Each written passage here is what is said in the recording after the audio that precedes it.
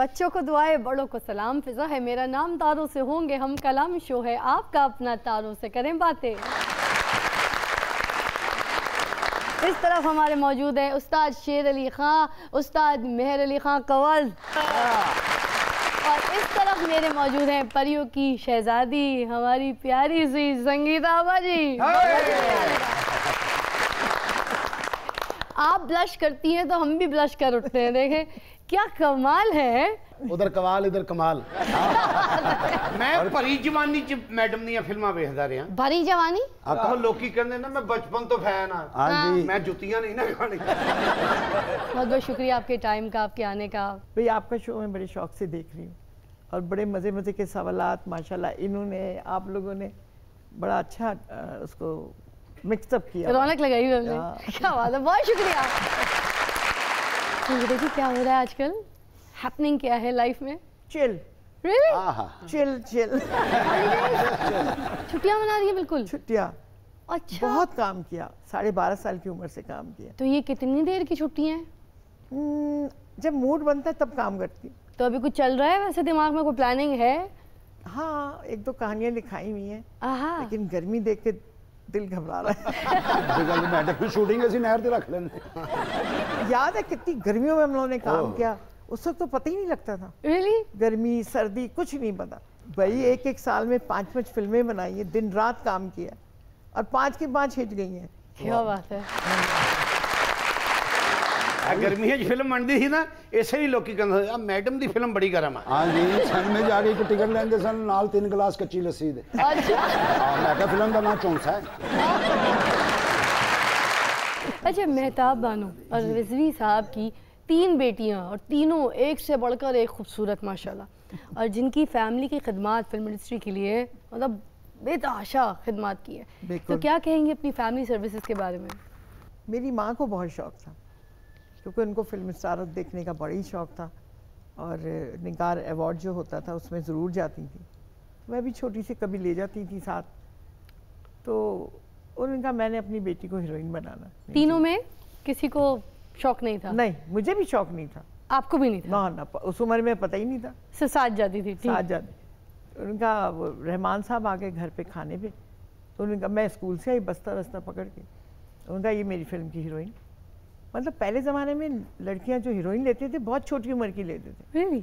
अब तो बड़ी पक्की आती है हीरोइन। हाँ, हाँ। जब आपने काम शुरू किया उस वक्त इंडस्ट्री में कच्ची उम्र की हीरोइनें रखते थे। बिल्कुल। जब आपने डायरेक्शन शुरू की तो तब से ये पक्की उम्र की हीरोइनें, बल्कि पक्की पीठ उम्र की हीरोइनें, पक्की पीठी आई हैं। मैडम ने कई हीरोइनें एडियां किसान के अपने तो वड्डियां होंदी सन, बेटा कह के काम करवांदी। बड़ा ज़बरदस्त वाकया है। गुलाम मुहिद्दीन साहब को मैंने पहली अपनी डायरेक्शन मेरी थी 18 साल की उम्र में, सोसाइटी गर्ल। तो सैयद नूर साहब की लिखी हुई स्क्रिप्ट, लिखी पहली फिल्म। तो वो गुलाम मुहिद्दीन साहब हीरो थे। तो जब वो पहली दफ़ा सेट पर आए, मेरी 18 साल उम्र, मैं कहा बेटा ये सीन याद कर लो। कितना बड़ा फैन था कि भाई संगीता के साथ काम करूं। पहले दिन ही बेटा कह दिया। अगला करो पता नहीं केड़ी तैयारी नाल आया, उन्हें केड़ा फुल जेब च पाया सी, ऐ करके घुटना ला के ते कहां ये मैं आपके लिए। वो एकदम मुड़ गए, उन्हें फुल सुटे अपने अब्बा जी की कबर दे उत्ते। या अल्लाह इस इश्क दा सवाब मेरे बाप दी रूह नूं अता फरमा। मैडम जब काम करने के लिए आई, जाहिर है छोटी उम्र में। नहीं तो आप उस वक्त क्या करते थे उधर? तेनू ही लभदा हाँ।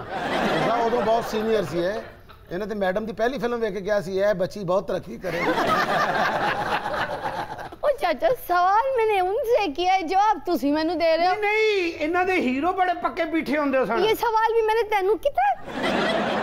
जब मैंने पहली फिल्म में काम कर लिया तो मेरी छोटी बहन छोटी थी, लेकिन वो फिल्में देख देख के उसको शौक हो गया मैंने तो फिल्म में काम करना है। कविता जी ने, कविता, फिर वो कविता आई फिल्म में, सोसाइटी गर्ल में बड़ा अच्छा उन्होंने काम किया, उसमें बहन बनी थी, दोनों बहनें थी। हाँ हाँ। तो उसके बाद हमने एक फिल्म बनाई थी मुट्ठी भर चावल, वो पाकिस्तान की एक ही फिल्म है, क्लासिक। तो सोसाइटी गर्ल किस तरह से शुरू हुई और 18 साल की उम्र में आपकी डायरेक्शन, जरा इसके बारे में असल में ये हुआ कि जब फिल्मों में आई ना तो अजीब अजीब रोल देते थे मुझे।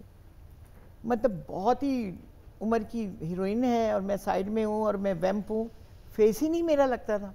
मैं बड़े गुस्से में काम करती थी। मैंने कहा ये कुछ नहीं है। अब मैं देखती थी कि कौन सा काम अच्छा है, तो देखा डायरेक्टर जो है ना वो बड़ा अच्छा है भाई, सब उसकी मान दे। मैं कहा मैं तो डायरेक्टर बनना है। अच्छा, वहाँ से शौक बिल्ड वहाँ हो से गया। शौक पड़ा। अब मैं एक्टिंग की तरफ तवज्जो नहीं देती थी, डायरेक्टर कौन सा शॉट किस लेंस से ले रहा, क्या कर रहा है। और यकीन मानो मैंने कोई असिस्टेंट नहीं की, कुछ भी नहीं किया भाई। जिस दिन शूटिंग थी ना, सुबह रात को मेरे अब्बू अम्मी सब बैठे हुए, बड़े से बड़ा डायरेक्टर ले आएंगे, तुम्हें तो अभी एक्टिंग नहीं आती, डायरेक्शन क्या करोगी? हाँ। मैं कहा सिर्फ डायरेक्शन नहीं आती, एक्टिंग नहीं आती। ये कह दिया। जिसके आगे मजबूर हो गए। हाँ। सुबह मैंने पहला सेट ही वो क्लब का लगाया था। लो जी, वो मैंने फिल्म देखी थी एक सैटरडे नाइट फीवर। हाँ। तो बड़ा वो स्टेज बनाई थी डिस्को की, नीचे वो लाइट्स से ऑन।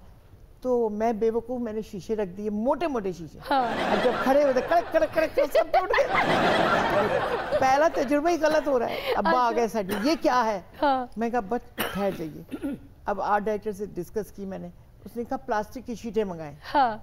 शीटें आई, तब कहीं जाके 5 बजे काम शुरू हुआ, सुबह 10 बजे का। अब फिर पाकिस्तान की पहली आर्ट फिल्म मुट्ठी भर चावल, वो तजुर्बा कैसा रहा आपका? यकीन करेंगी, मैं वो इतने शौक और इतने जुनून के साथ फिल्म बनाई। 17 दिन में वो फिल्म मैंने कंप्लीट की थी, सिर्फ एक ड्रीम सॉन्ग के अलावा। 17 डेज, दैट्स इट। सुबह 9 बजे हम शॉट लेते थे। नदीम साहब थे, गुलाम मोहिउद्दीन थे, मेरा टाइटल रोल था रानो का। और उस ज़माने में मैं 3 बच्चों का माँ बनी हुई थी। अच्छा। अब फिर बेटी की शादी भी हो रही है। मतलब मुझे तो पता ही नहीं था, फीलिंग्स ही नहीं थी पता माँ की। लेकिन हाँ। फिर एक्टिंग किसको कहते हैं, इसी को कहते हैं। मेरे बाद फिर इंडिया में बनी सुखवंत डड्डा, 4 साल के बाद उन्होंने फिल्म बनाई। तो मैं दिल्ली गई एक दिन के लिए, तो जल्दी से शॉपिंग करने चली गई। आई तो वो साहब बैठे हुए, तो खड़े हो गए हाथ जोड़ के, आप महान हैं जी। मैंने कहा आप कौन? कहते मैं वो हूँ जिसने आपकी फिल्म देख देख के रात को देखता था, सुबह सीन करता था। अच्छा। उन्होंने बनाई थी हेमा मालिनी को लेके। अच्छा, और किस नाम से? एक चादर मैली सी। आहा, क्या बात है। एक चादर मैली सी राजेंद्र सिंह बेदी साहब का नॉवेल था, और वो क्लासिक नॉवेल में शुमार होता है, और एक ही नॉवेल उन्होंने लिखा। और एज इट इज़ जो था ना, मैंने कहा 1 इंच इधर से उधर नहीं करना, इसी तरह लिखना है इसको। अच्छा। क्योंकि हम लोग जब फिल्म देखने जाते थे उस ज़माने में, तो नॉवेल पढ़ के फिर जाना है, देखना है। तो अब वो ज़हन में होता है इसके बाद ये होगा, अगर आप चेंज कर दें वो फिल्म फ्लॉप हो जाती है। उस्ताद शेर अली ख़ान साहब और मेहर अली ख़ान साहब, ज़रा हमें अपना सफ़र तो बयान कीजिए कि ये कवाली का जो आपका सफ़र है कब शुरू हुआ और कैसे शुरू हुआ? ये बचपन से हम 1958 में शुरू हुए हम, और ज़िला कसूर में पैदाइश हुई। फिर यहाँ से फिर मुल्तान चले गए, रेडियो से आगाज़ किया, फिर टीवी पे। तो इस तरह काम करते करते ये वक्त गुजरा। ये सारे जो कवाल होते हैं ये फैसलाबाद से क्यों होते हैं? मतलब ऑल ओवर द वर्ल्ड आपने ट्रैवल किया, परफॉर्म किया, बहुत सी जगह आपने पूरे पाकिस्तान में भी सफ़र किया, मगर आप जाकर फैसलाबाद में रिहाइश पजीर हो गए। वजह कि हमारे उस्ताद बख्शी साहब वहाँ मौजूद थे, वहाँ रहायश पजीर थे। हम उनको देखने के लिए वहाँ चले गए कि वहीं रहेंगे। अच्छा। इस तरह हम मुल्तान से फिर फैसलाबाद आ गए, ठीक। और वहाँ देखा वो कव्वाली का घर है, वहाँ से बहुत से कव्वाल निकले हैं। कौन कौन? फ़तेह अली मुबारक अली ख़ान जो इस कव्वाली के हेड हैं वो वहाँ थे। नुसरत फ़तेह अली ख़ान के बाप। जी जी जी। अच्छा अच्छा। फिर नुसरत फ़तेह अली ख़ान, आहा। तो और भी बहुत सी पार्टियाँ वहाँ से उठी, हम भी उनमें एक परवान चढ़े। तो आपकी जो फैमिली है वो यही काम करती थी जो आपके बुजुर्ग थे? नहीं जी, हम हिंदुस्तान से आए, रियासत पटियाला से। वहाँ हमारे बुजुर्ग क्लासिकल गाते थे। अच्छा। राजों महाराजों के गवैये थे वो। हम जिस राजे के कव्वाली हमने शुरू किया, हमारी पहली पुश्त। अच्छा। लेकिन ये अल्लाह का करम है, प्राइड ऑफ परफॉर्मेंस दोनों भाई अलग अलग मिला। आहा। और बहुत से अवार्डों से अल्लाह ने नवाजा। माशाअल्लाह। लेकिन अभी तक खूब से खूब तर की तलाश है। अभी तक तिफली मकतब में। हाँ, बस ये। वाह।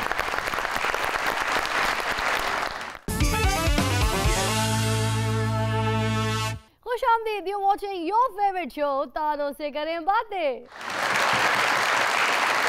संगीता जी, आपने इतनी छोटी उम्र में काम शुरू कर दिया, शोबिज़ इंडस्ट्री में आ गई। उस वक्त तो आपको पता भी नहीं होगा कैमरा, लाइट, एक्शन, गाना पिक्चराइज कैसे होता है, या फिर शूटिंग एग्जैक्टली कहते हैं किसे, CR, DR, ये सारी चीज़ें कैसे आगे सीखी हैं? एक फिल्म थी ये अमन, तो अब वो उसमें कश्मीरी गाना था, लोई लोई लोई हता लोई लोई। अब मुझे तो यूँ करना आए ना, जिस फैमिली से हम लोग हैं वहाँ तो सोचना भी नामुमकिन। तो बाबूलाल थे बड़े पुराने, फुट्टा लेके उन्होंने मेरे हाथों में मारना शुरू कर दिया। अब मैं रोई जाऊँ, मैंने कहा ये रियाज शाहिद साहब मरहूम ने कहा, अरे बच्ची है मत करो, वो कोई घर से थोड़ी सीख के आई है। हाँ। सारा दिन उन्होंने रिहर्सल कराई, मुझे आज तक याद हो गया। मैं कहा लोई लोई। अच्छा, कौन से हीरोज़ हैं जिनको आपको लगता है कि वो आपका क्रश थे, जैसे मोहम्मद अली साहब, वहीद मुराद साहब, नदीम बेग साहब? वहीद मुराद साहब से मैं बहुत डरती थी कि वो बड़े रोमांटिक थे। अली भाई मैं बड़ी इज्जत करती थी। डरती थी? बिल्कुल। विलन के कैरेक्टर्स होते हैं पोर्ट्रे किए तो उनसे डरे, रोमांटिक हीरो से डरती थी आप? बहुत। कोई पता नहीं ना हीरो केड़े वेले केड़ी गल कह दे। अली भाई जी तो खैर है, उन्होंने तो डांट देना, ए लड़की क्या कर रही हो, पागल। और मोहम्मद अली साहब, अल्लाह उन्होंने जनता जगह दे ऐसे फनकार होए न, कुड़ी दा ना भावें रज्जो होए, उन्होंने यही कहना है शब्बो, मैं पास हो गया हूँ शब्बो। वो जब हीरोइन से मिलने आते थे तो लगता नहीं था कि हीरो मिलने आ रहे हैं, लगता जी बड़ा ताया समझाने आ रहे हैं। अच्छा, मोहम्मद अली साहब की जिंदगी से दो कैरेक्टर कभी नहीं निकल सकते, एक तो शब्बो, ठीक है, और दूसरा जज साहब। तीसरा ये भी अम्मा मैं पास हो गया, हाँ मैं पास हो गया। और माशाल्लाह सारी जिंदगी जिन्हें भी फिल्में की थी ना, की थी मैटर की, किसी की नहीं की था कि ग्रेजुएशन कर लिया या MBA कर लिया, मास्टर कर लिया, नहीं माँ मैं पास हो गया, मैंने मैट्रिक कर लिया, माँ मैं और मेरा बेटा दोनों पास हो गए। अच्छा, फिर मोहम्मद अली साहब? मैं तो उनकी बड़ी इज्जत करती थी, मेरे तो वालिद साहब की जगह थी। तो मैं कहती आई क्या मुसीबत हो गई। ऑन स्क्रीन भी यही लगता था, कोई भी हीरोइन उनके साथ रोमांस कर रही होती थी तो ऐसा लगता था बाप और बेटी वाला डिफरेंस। बहुत सब थे वो। उनके साथ एक टेलीविजन सीरियल में काम किया था, तो हम सारी रात उनका इंतजार करते रहे। तो सुबह सुबह उनके साथ शॉट था, सुबह को सूरज के साथ शॉट लेना था, तो मैं सो गया। तो वो मुझे कहते हो टोनी तो सुबह सुबह सो रहा है? नहीं बाबा जानी, वो सारी रात जागते रहे ना आपके इंतजार में। ओए तुम लोग रात से काम कर रहे हो? पैकअप। अब किसी की जरूरत नहीं, कोई बंदा कहे कि पैकअप किसने कहा है। मुन्नू भैया कहते क्या कर रहे हैं आप, रिकॉर्डिंग हो रही है? कहते पैकअप, रात के सोए नहीं बच्चे, जाओ बेटा जाओ, कल करेंगे। अच्छा, फिल्म ਦੇ ਵਿੱਚ ਹੀਰੋਇਨ ਨਾਲ ਸੀਨ ਤੇ ਕਰਦੇ ਸਨ ਨਾ ਪਿਆਰ ਮੁਹੱਬਤ ਵਾਲਾ, ਤੇ ਸੀਨ ਤੋਂ ਬਾਅਦ ਫਿਰ ਹੀਰੋਇਨ ਨੂੰ ਕਹਿ ਰਹੇ ਹੁੰਦੇ ਸਨ सीन बहुत अच्छा हो गया बेटा। नदीम बेग साहब वो तो प्यारे से थे, प्यारे से थे। मैं इनकी पहली फिल्म अपनी ज़िंदगी में ने जो पहली फिल्म देखी थी चकोरी, हाय, और वो जिस तरह पब्लिक होती है ना, मैं रातों को सोऊं तो मुझे नदीम नजर आए। ये सोच ही नहीं सकती थी कभी मैं इनको भी डायरेक्ट करूंगी। वाह। तो एक जगह कहीं ये आए तो हम लोग छोटे छोटे, तो मैं इनको देख रही हूँ, खड़ी हो गई, मैं हैरत से देख रही, जैसे वो फैन होते। लेकिन वो फिर जब सेट पर आए, मैंने डायरेक्शन दी, तो वो सारा क्रश जो था, वो महल जो था, सब टूट गया। फिर आपकी सख्तियां शुरू हो गई, वो मेरी कैसे कर रहे हैं आप? ऐसे थोड़ी होता लेकिन है। बड़े अच्छे इंसान। आपको अच्छा कौन लगता था, क्रश कौन था? कैसे लग सकता था, सेट पे अम्मी और अब्बा बैठे होते थे। अच्छा, तो बंदा दिल ना लगदा ना, ते अम्मी अब्बू ने कोई दिल दे विच ते नहीं ना मंजियां डाइयां? अम्मी पता कितनी तेज थी, कोई कैमरामैन आया ना, आप मुझे बहुत अच्छी लगती हैं, मैंने आके बैठी, ये क्या कह रहा था? मैंने कहा कुछ भी नहीं अम्मी, मैं सब समझती हूँ, कह रहा था आप मुझे बहुत अच्छी लगती है। मैं डर जाती थी कि अम्मी को इतनी दूर से कैसे पता लगा, लिप्स मूवमेंट वो चेक करती थी। अच्छा, जैसे आप सीन करा रही होती थी किसी हीरो के साथ, तो उसने कभी साइड पे होकर चुपके से आपको कहा अरे तो मुझे बहुत अच्छी लगती हो? किसने? शाहिद ने। जब शाहिद साहब ने आपको कहा तो आपने क्या रिस्पॉन्स दिया? मैंने कहा भाई तुम भी अभी नया है, मैं भी अभी नई आई हूँ, कुछ करके दिखाएंगे फिर सोचेंगे। और उसके बाद क्या हुआ? क्या? उसके बाद शाहिद की शादी हो गई। हाँ। अच्छा, थोड़ी देर बाद सुना दूसरी शादी हो गई। हाँ। उसके बाद सुना तीसरी शादी हो गई। हाँ। तीसरी शादी के बाद कहता है अब कर लो ना शादी। अभी भी मैं कहा बकवास ना करो, बिल्कुल बात भी ना करना इस बारे में। शायद बड़ा अच्छा इंसान, बहुत अच्छा आर्टिस्ट। बहुत क्या बात। बहुत बहुत। शाहिद साहब तो इधर भी आए थे हमारे प्रोग्राम अच्छा। में, लै दे ही चले सुन। अभी भी आतश जवान है। वो तो मैं उनको 2-2 फुट दूर रह के काम किया। अभी भी वो मुझे बेबी बोलता है। अच्छा। तो मैंने कहा बेबी से बेबे हो गई हूँ अब मैं। और जावेद शेख साहब, मशहूर जमाना, नहीं, उसने कभी इज़हार नहीं किया, उसको पता है बड़ी गुस्से वाली है। तो वो आज डरे रहे। ना बिल्कुल मैडम हाँ, किसी कुछ। का बता दे खुदा के लिए, ये वो मक्खी है जो जान नहीं छोड़ती। नहीं नहीं। थोड़ा हो गया इधर आ जाएगी, इधर वो कैसे हंसे, वाह वाह वाह, क्या हंसे आप। ये तो कोई क्लियर होगा ना कि और कौन कौन आपको लाइनें मार रहा है या लाइनें मारने की कोशिश कर रहा है, कौन तैयार ज्यादा हो रहा है, कौन ज्यादा परेशान हो रहा है। इस तरह के तो बड़े आए। एक और लड़का सा था, अल्लाह माफ करे, उसके साथ हम लोगों ने बड़ा बुरा किया। वो अब बीच समंदर में शूटिंग हो रही है, महल मेरे सपनों की ना, गुल्लू हम लोग सब बैठे। हाँ। मैं कहा ठहर जाओ। मैं कहा तुम कितना प्यार करते हो? कहता बहुत। मैं कहा अच्छा छलांग मारो। उसने दूसरी बात नहीं सुनी, उसने छलांग मार दी बीच समंदर में। और वो डूबने लगा तो वो मल्ला थे, उन्होंने बचाया, निकाला तो मुंह से इतना पानी, उफ तौबा। उस बेचारे से भी शादी नहीं किया आपने, डूब के मर गया आपके लिए वो। खून से लोग खत लिखते थे, बेचते थे। फिजा को भी मैडम लड़के खून से खत लिखते थे। हैं? एक बंदे ने इसको खून से खत लिखा। आज के दौर में वो आशिक नहीं है। इसने लेबोरेटरी से चेक करवाया, बाद में पता चला जिसका खून है उसे भौंकने की आदत है। आजम, आपने पूरी दुनिया में गाया है, परफॉर्म किया है, मगर सबसे ज्यादा आपको कहाँ कवाली परफॉर्म करके अच्छा लगा? South Africa. अच्छा, वहाँ कवाली बहुत अच्छी सुनी जाती, किसी मुल्क में ऐसी कवाली नहीं सुनी। वहाँ किस किस्म के शायकीन वो पाए जाते ऐसे कि वो हिंदुस्तान से वो लोग आए हैं, हैं? हाँ, उस दौर में गन्ना काश्त करने के गन्ना लिए काश्त करने के लिए आए, तो वो इधर ही रह तानिया गए। वाले ले आए थे, फिर अच्छा। वो उधर ही रह गए। तो तो वहाँ पे बाज़ौक लोग हैं। बाज़ौक, बाजों के लोग। तो इंडिया के लोग हैं वो कवाली बहुत पसंद करते हैं। आहा, उसको इस समा का पता है, अदब का पता है, सुनने का पता है, इसलिए साउथ अफ्रीका में अच्छा। बहुत अच्छी कवाली सुनी जाती है। अच्छा खान साहब, आप लोग की नई नस्ल जो है वो कवाली की तरफ आ रही है? हमारे बच्चे तो हमारी कॉपी करेंगे, हमारे साथ हैं। ये मेरा बेटा है जहाज अली, माशा- ये भांजा है, ये भी भतीजा है, ये सब लोग जो काम हमने किया है ये उसी तरह का करेंगे। क्या बात है।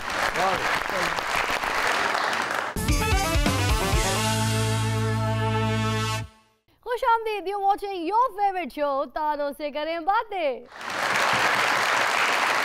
आपने फिल्म खिलौना में शान साहब का कमबैक करवाया।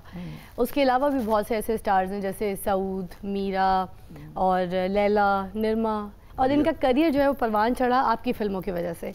तो आपको क्या लगता है कि कौन है इनमें से अभी भी जो आपकी बहुत सच्चे दिल से रिस्पेक्ट करते हैं? सारे ही करते हैं, उनको तो पता है। कहीं आपका इशारा उस तरफ तो नहीं है कि काम बहुत हो तो आर्टिस्ट पूछते हैं, नहीं बाद में नहीं पूछते अगर काम ना हो? जी बिल्कुल, या फिर क्रेडिट नहीं देते कि मुझे आज बनाया है तो इन्होंने ब्रेक दी थी, इन्होंने काम दिया था, इन्होंने मेरे पे एफर्ट की, क्रेडिट नहीं देते फिर। हाँ, वो तो हम थे भाई, हम आए थे तो हमें ऑफरों की ढेर थी। ऐसा कभी भी नहीं होता। कोई ना कोई शख्स ज़रूर होता है जो सीढ़ी बनता है शोहरत की। बिल्कुल। शान, मीरा, सऊद, साइमा, ये 4 मेन कैरेक्टर थे। लैला को भी इसी में लेकर आई थी मैं, इसी फिल्म में, और इनको फिर इसके बाद बड़ी फिल्में मिली। फिल्म ही हिट थी, इतनी सुपरहिट फिल्म थी वो। उसके बाद निकाह, रीमा ने इतनी फिल्मों में काम किया, लेकिन जो रीमा निकाह में कर गई ना वो कहीं नहीं कर आहा। सकती। हमारे यहाँ ठप्पा लग जाता है ना कि ये लड़की डांस करे, इसको डांस के रोल में लो। अरे भाई आर्टिस्ट है, उसको कोई दूसरा चेंज रोल दो तो वो करके दिखाएगी ना। सही बात है। क्या बात। तो जहाँ उसका बेटा दिखाते मरता है तो वहाँ परफॉर्मेंस आप देखिए दोनों की, शान की भी और रीमा की भी। आहा। गजब की। मीरा ने तो आपके साथ बहुत सारी फिल्में की हैं, मगर इसकी वजह क्या है कि आप ज़्यादातर अपनी फिल्मों में मीरा को ही हीरोइन लेती थी?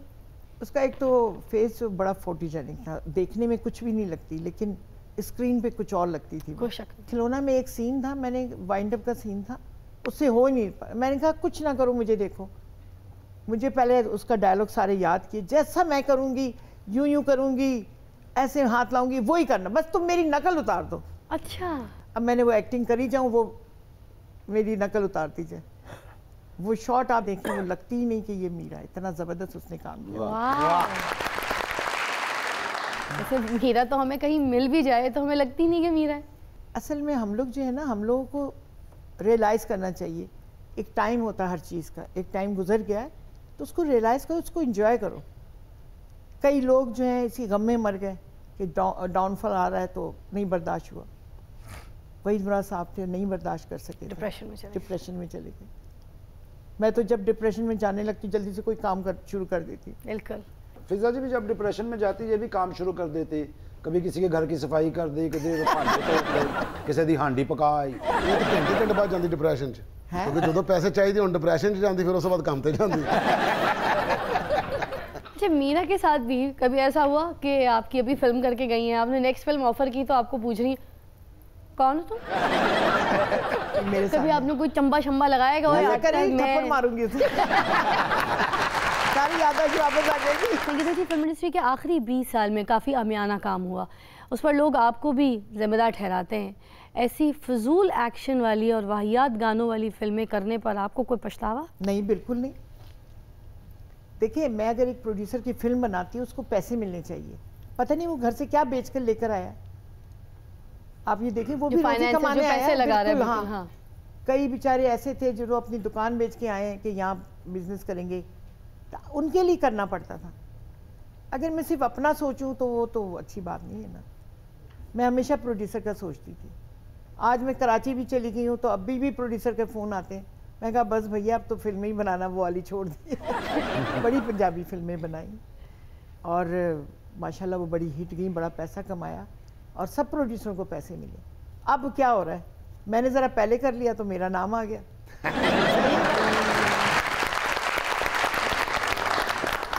संगीता जी, कुछ ज़ाती ज़िंदगी के बारे में बताएं, आपकी पर्सनल लाइफ के बारे में। पर्सनल लाइफ ये, मेरी 3 बेटियां माशाल्लाह, सब तीनों शादीशुदा है माशाल्लाह। एक अमेरिका में है, एक लाहौर में है जिसके लिए मैं आई हूँ मिलने के लिए, एक कराची में। अच्छा। आगे बड़ी बेटी की बेटियां हैं, 2 की शादी कर दी मैंने, नवासियों की, यहाँ तीसरी की मंगनी की हुई। इंशाल्लाह हमारे घर में बहुत जल्दी शादी करते हैं। आपकी एक बहुत प्यारी सी बहन होती थी कविता जी, वो आजकल कहाँ है? शादी हो गई? बिल्कुल शादी हो गई, अमेरिका में, फिर दिल्ली में, अब शारजा में। अच्छा, खुश हैं? आप बिल्कुल खुश है माशाल्लाह, 5 वक्त नमाज पढ़ती हैं। माशाल्लाह माशाल्लाह माशाल्लाह। सुनते हैं कुछ मुनफरद सी खबरें और हमारे पास होती हैं कुछ अजीब व गरीब खबरें। आज कौन कौन सी खबरें हैं निर्मल? शादी में बिन बुलाए फूफी की शिरकत, तकरीब से बाहर निकलवाने के लिए रावलपिंडी के लड़के ने पुलिस बुला ली। असी मुहब्बत भावें जिहड़ी मर्जी हीरवन ना करिए, बड़ उच्चे उच्चे ख्यालात होण, विआह फुफी दी धी नाल ही होना। एंड मुड़ के उत्थे ही होना, तुहाडे फुफी दे ढे चढ़ना। तुसीं साडी ते शादी आ जाए, पहले 3 महीने फुफी नूं मनाई जाना सी। फुफी के बगैर तो कोई शादी हो ही नहीं सकती ना। लेकिन कई फुफियां होंदियां ने, अगर जो आ जान तो फिर भी शादी नहीं हो सकती। फुफी दे नाल भी नहीं हो सकती, फुफी दे बगैर भी नहीं हो सकती। भाई शादी ब्याह के इवेंट में दूल्हा दुल्हन पिक्चर में आए ना आए, फुप्पी आना जरूरी है। फोटो ना बने तो ब्याह ही कैंसिल हो जाता। मैं अगला नहीं इस कैमरे जिस मैं नहीं आन दी। मेरे भरा दी औलाद है, मैनू सदे ही नहीं तो 10 ब्याह होएगा कि नहीं जी, फुप्पी के बगैर तो रिश्ता ही नहीं हो सकता। पहला रिश्ता देखने जाओ तो फुप्पी को साथ लेके जाओ। चाचा ने भी एक दिन 15 को फोन कर दिया कि मुझे बचा लो, मुझे दुश्मन पड़ गए हैं। तो जब 15 आई तो देखा आगे बुढ़ी कुटन दे सी। और उन्हें सारे पुलिस वाले ने दोबारा थाने फोन किया, नफरी और भेजो, दुश्मन बहुत सख्त है। उड़ के किका मार रहे। आगे चलेंगे। होटल में खाना खाने के बाद बिल की अदायगी किए बगैर खवातीन को अकेला छोड़कर भागने वाला मुफ्तखोर शख्स गिरफ्तार। डोरेमोन का बंदा रेस्टोरेंट जाके खाना खा लेंदा, खाना खा के फुल टुन हो गए करके ते बिल नहीं पुछदा ਤੁਹਾਡਾ किचन किधर। इन्हें पहले पता होंदा भांडे धोने। चाचा मुझे कहते हैं मैं तो 50 रुपए में 5 स्टार में खाना खाता हूँ। मैंने कहा वो कैसे? कहता है मैं सही खाना खा के बाद में बैठ जाता हूँ, वो जब पैसे मांगते हैं मैं कहता हूँ किथे, वो पुलिस बुला के मैंने भेज देंगे नहीं तो मैं पुलिस वाले ने 50 रुपए दे के वापस आ जाना। पुलिस वाले को 50 ले आंदा जी। अच्छा बाहर निकलदे 4 साफी इकट्ठे करके रौला पा दिंदा मेरे को रिश्वत लई 50 दित्ते हुंदे 100 लेके जान छड़दा। पुलिस वाले भी इंज नहीं आंदे, खुद बुलांदा है। ਇਹ 2 ਪਲੇਟਾਂ ਕੋਰਵੇ ਦੀਆਂ ਲੈ ਆਓ, 3 ਸਲਾਦਾਂ ਲੈ ਆਓ, 6 ਨਾਨ ਲੈ ਆਓ, 4 ਕੋਲਡ ਡਰਿੰਕ ਲੈ ਆਓ। ਇਹ ਹੁਣ ਪੁਲਿਸ ਲੈ ਆਓ। ਡੋਰੇਮੋਨ ਜਿਹੜੀਆਂ ਗੱਲਾਂ ਦੱਸ ਰਿਹਾ ਨਾ ਸਾਰਾ ਕੁਝ ਆਪ ਕਰਦਾ ਜੀ। ਇਹ ਤੇ ਇੱਕ ਹੋਟਲ ਤੇ ਬੈਠਾ ਇਸ ਤਰ੍ਹਾਂ ਰੋਟੀ ਖਾ ਰਿਹਾ ਸੀ, ਉਹਨੂੰ ਕਹਿੰਦਾ 4 ਪਲੇਟਾਂ ਪਾਵੇ ਦੀਆਂ ਲੈ ਆਓ, 4 ਚਨੇ ਦੀਆਂ ਲੈ ਆਓ, 4 ਰੋਜੜੀ ਦੀਆਂ ਲੈ ਆਓ ਤੇ 4 ਮਟਨ ਦੀਆਂ ਲੈ ਆਓ, 6 ਪਲੇਟਾਂ ਬਿਰਿਆਨੀ ਦੇ ਲੈ ਆਓ, 2 ਜੱਗ ਲੱਸੀ ਦੇ ਲੈ ਆਓ। अच्छा ਤੂੰ ਇੱਕ ਬੰਦਾ ਸਰਕਸ ਦਾ ਮਾਲਕ ਖਲੋਤਾ ਵੇਖ ਰਿਹਾ ਸੀ, ਉਹਨੇ ਕਿਹਾ ਬੰਦੇ ਨੇ ਪੈਕ ਕਰਾ ਕੇ ਘਰ ਲੈ ਜਾਣਾ ਤੇ ਸਾਰੀ ਖਾ ਗਿਆ। ਉਹਨੇ ਆ ਕੇ ਸਰਕਸ ਵਾਲੇ ਨੇ ਕਿਹਾ ਯਾਰ ਮੇਰਾ ਇੱਕ ਸ਼ੋਅ ਕਰ ਦੇਗਾ? ਕਹਿੰਦਾ ਕਰਨਾ ਕੀ? ਕਹਿੰਦਾ ਇਹ ਜੋ ਤੂੰ ਹੋਟਲ ਤੇ ਕੀਤਾ। ਇਹਨੂੰ ਜਾ ਕੇ ਨਾ ਸਰਕਸ 'ਚ ਬਿਠਾਤਾ, ਲੋਕ ਆ ਕੇ ਬੈਠ ਗਏ ਤੇ ਇਹਨੇ ਇਸੇ ਤਰ੍ਹਾਂ ਹੀ ਆਰਡਰ ਦਿੱਤਾ 4 ਪਲੇਟਾਂ ਪਾਵੇ ਦੀਆਂ, 4 ਚਨੇ ਦੀਆਂ, 4 ਰੋਜੜੀ ਦੀਆਂ, 4 ਮਟਨ ਦੀਆਂ ਤੇ 4 ਆਪਣਾ ਦਾਲ ਦੀਆਂ, 4 ਸਬਜ਼ੀ ਦੀਆਂ ਨਾਲ 2 ਜੱਗ ਲੱਸੀ ਦੇ। ਤੇ ਲੋਕਾਂ ਨੇ ਜਦੋਂ ਵੇਖਿਆ ਸਾਰਾ ਕੁਝ ਖਾ ਗਿਆ ਕਲੈਪਾਂ। ਉਹਨੇ ਕਿਹਾ ਇੱਕ ਸ਼ੋਅ ਹੋਰ ਕਰ ਦੇਗਾ? ਕਹਿੰਦਾ ਉਹ ਕਿੰਨੇ ਵਜੇ? ਕਹਿੰਦਾ ਹੁਣ ਅੱਧੇ ਘੰਟੇ ਬਾਅਦ। ਕਹਿੰਦਾ ਚਲੋ ਕਰ ਦਿੰਦੇ ਨੇ, ਫੇਰ ਕਰ ਦਿੱਤਾ। ਉਸ ਤੋਂ ਬਾਅਦ ਕਹਿੰਦਾ ਯਾਰ ਤੀਸਰਾ ਸ਼ੋਅ ਕਰ ਦੇਗਾ? ਕਹਿੰਦਾ ਤੇਰੇ ਸ਼ੋਅ ਹੀ ਕਰੀ ਜਾਵਾਂ, ਘਰ ਜਾ ਕੇ ਰੋਟੀ ਪਾਣੀ ਨਾ ਖਾਵਾਂ। नेक्स्ट न्यूज, मंगनी रुकवाने के लिए लड़की के बाप का ड्रामा। एन मंगनी वाले रोज हार्ट अटैक का बहाना करके हॉस्पिटल एडमिट हो गया। ਇਹ ਮੁਸੀਬਤ ਬੜੀ ਪੈਂਦੀ ਲਵ ਮੈਰਿਜ ਵਾਲਿਆਂ ਨੂੰ। ਇਹ ਦੁਆਵਾਂ ਕਰਦੇ ਨੇ ਯਾ ਅੱਲਾ ਇਹਨਾਂ ਚੋਂ ਬਚ ਜਾਏ, ਕੋਈ ਚਾਚਾ ਨਾ ਮਰ ਜਾਏ। ਉਹ ਪਹਿਲੇ ਖਾਨਦਾਨ 'ਚ ਨਾ ਵਿਆਹ ਤੋਂ ਪਹਿਲੇ ਬੁੱਢੇ ਬੁੱਢੇ ਬੰਦੇ ਵੇਖਦੇ ਨੇ, ਉਹਨਾਂ ਦੇ ਘਰ ਸੀਰਪ ਦੇ ਕੇ ਆਣਗੇ। ਐਵੇਂ ਲੰਘਦੇ ਬਾਬੇ ਨੂੰ ਕਹਿੰਗੇ ਚਾਚਾ ਤੁਹਾਡੇ ਐਕਸਰੇ ਕਰਾ ਦਿਆਂ ਮੈਂ, 19 ਤਰੀਕ ਕੱਢ ਜਾਓਗੇ ਨਾ। ਜੇ ਤੇਰੀ 19 ਨਾ ਟੱਪੀ ਤੇ ਮੇਰੇ ਨਾਲ 19 ਵੀ ਹੋ ਜਾਣੀ ਹੈ। ਚਾਚੇ ਵਰਗੇ ਬੰਦੇ ਨਾ ਸ਼ਾਦੀ ਤੋਂ ਪਹਿਲੇ ਹਸ਼ਾਸ਼ ਬਸ਼ਾਸ਼ ਸਹੀ ਜ਼ਿੰਦਗੀ ਗੁਜ਼ਾਰੇ ਹੁੰਦੇ ਨੇ। ਜਦੋਂ ਮੱਲੇ 'ਚ ਜਾਂ ਘਰ 'ਚ ਕੋਈ ਖੁਸ਼ੀ ਆਣੀ ਨਾ, ਇਹੋ ਜਿਹੇ ਬੰਦੇ ਨੂੰ ਮੌਤ ਪੈ ਜਾਂਦੀ ਹੈ। ਐਵੇਂ ਨਿਕਾਹ ਦੇ ਟਾਈਮ ਲੱਗਣਾ ਮੇਰੀ ਲੱਤ ਗਈ, ਓਏ ਫੜੀਆਂ ਮੁੰਡਿਆ, ਓਏ ਚੰਗਾ ਭਲਾ ਦੂਲਾ ਵਿਚਾਰਾ ਆਪਣੀ ਪਗੜੀ ਜੀ ਲਾ ਕੇ ਤੇ ਲੱਤ ਨੂੰ ਇੰਜ ਹੀ ਕਰ ਜਾਂਦਾ, ਕੋਈ ਨਹੀਂ ਬਾਬਾ ਜੀ ਠੀਕ ਹੋ ਜਾਓਗੇ। ਚਾਚੇ ਨੂੰ ਖਾਣੇ 'ਚ ਕੋਈ ਲੈਗ ਪੀਸ ਨਾ ਦੇਵੇ ਤੇ ਐਸਾ ਮਿਰਗੀ ਦਾ ਦੌਰਾ ਪੈਂਦਾ ਨਾ ਚਾਚੇ ਨੂੰ। ਲੈਗ ਪੀਸ ਸੰਗਵਾਓ ਤੇ ਠੀਕ ਹੁੰਦਾ। ਚਾਚਾ ਵੀ ਨਾ ਆਪਣੇ ਸਕੇ ਭਤੀਜੇ ਦੇ ਵਿਆਹ ਤੇ ਨਾ ਨਾਰਾਜ਼ ਹੋ ਕੇ ਬੈਠ ਗਿਆ ਕਿ ਮੈਨੂੰ ਮਨਾਉਣ ਆਣਗੇ। ਉਹਨਾਂ ਨੇ ਵੇਖਿਆ ਕਿ ਚਾਚਾ ਜਾ ਨਹੀਂ ਰਿਹਾ, ਕਹਿੰਦਾ ਮੈਂ ਨਹੀਂ ਜਾਣਾ, ਪਰ ਨਿਕਲੋ ਤੁਸੀਂ, ਤੁਹਾਨੂੰ ਕੀ ਕਦਰ ਹੋਵੇ ਰਿਸ਼ਤਿਆਂ ਦੀ। ਅੱਛਾ ਤੂੰ ਨਹੀਂ ਜਾਣਾ ਚਾਹੁੰਦਾ ਤੇ ਨਾ ਜਾ। ਉਹ ਗੱਡੀ ਲੈ ਕੇ ਟੁਰ ਪਏ ਤੇ ਮਗਰ ਨੱਸੇ ਮੈਨੂੰ ਨਾਲ ਲੈ ਜਾ, ਮੇਰੇ ਬਗੈਰ ਤੁਹਾਡਾ ਗੁਜ਼ਾਰਾ ਨਹੀਂ ਹੋਣਾ। ਮੈਂ ਨਾਰਾਜ਼ ਨਹੀਂ ਹਾਂ, ਮੈਂ ਵੈਸੇ ਲਾਡੀਆਂ ਕਰ ਰਿਹਾ ਸਾਂ। अगली खबर, तहकीक से ये बात सामने आई है कि महबूब की जुदाई में रोने वाले अफराद का वजन दुख से कम हो जाता है। मेरा ख्याल है फिजा फिर किसी महबूब की वजह तो ही ना स्मार्ट रही है। ਗੱਲ ਵੈਸੇ ਸਹੀ ਹੈ ਕਿ ਜਦੋਂ ਬੰਦੇ ਨੂੰ ਕਿਸੇ ਨੂੰ ਇਸ ਤਰ੍ਹਾਂ ਦਾ ਕੋਈ ਕੰਮ ਹੁੰਦਾ ਨਾ, ਇੱਕਦਮ ਸਿਹਤ ਥੱਲੇ ਡਿੱਗਦੀ ਹੈ, ਮੂੰਹ ਬੰਦੇ ਦਾ ਚੂਸੀ ਅੰਬੀ ਵਰਗਾ ਨਿਕਲ ਆਉਂਦਾ। ਚੰਗਾ ਭਲਾ ਜਿਹੜਾ ਹਸ਼ਾਸ਼ ਬਸ਼ਾਸ਼ ਫਿਰ ਰਿਹਾ ਹੁੰਦਾ ਨਾ, ਮੁੜ ਕੇ ਹਰ ਬੰਦੇ ਵਾਲੇ ਵੇਖ ਰਿਹਾ ਹੁੰਦਾ ਜਿਵੇਂ ਇਹਨੇ ਮੈਨੂੰ ਦੁੱਖ ਦਿੱਤਾ।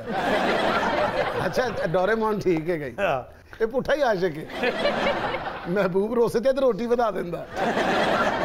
ऐसा बंदा टेंशन में हो ना तो जिसकी वजह से टेंशन में होता है ना उसकी भी रोटी खा जाता है। वैसे गल सही है, मैंने ज्यादा टेंशन हो मैंने तो भुख भी ज्यादा लगी। ये तो तंदूर ते जाके बैठदा उन्होंने कहंदा भाजी रोटी पका के ना तो तुसी इंज नहीं रखनी, ऐ सुटनी मेरे मुंह आ फ्रिज में नहीं कहंदे करके खांदा पड़ गया। किस तरह सुटनी रोटी? वजह मैं ते तंदूर ते आई इन्हां कोल बैठी फिर नहीं समझ आण दी। ये नलायक बंदियां दी निशानी हुंदी है। जिवें कुड़ी नूं कहो ना आई लव यू ते चंड मार के कहंदी की किहा, अगला भी चंड मारदा, जे नहीं सी सुनिया ते चंड क्यों मारी फिर। अच्छा विक्की साहब तंदूर दी मोरी दे विच क्यों रखदे ने? भाई हुण तुहाडे वर्गी बिल्ली ना वड़ जाए विच।